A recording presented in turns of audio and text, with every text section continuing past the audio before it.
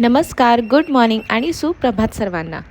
स्वागत आहे तुमचं आपल्या डेली व्लॉगच्या डे 1मध्ये. मित्रांनो, गेल्या आठवड्यापासून मी आणि माझा रूम पार्टनर कम नवरा आम्ही डेली वॉकला येतो आहे.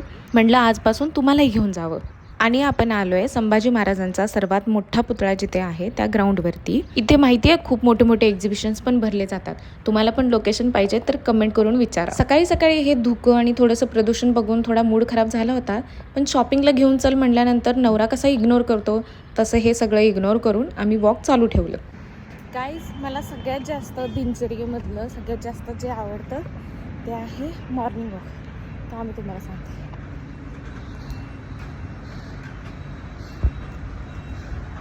सकाळी सकाळी जो उगवता सूर्य बघण्याची मजा नाही ती कुठेच नाही.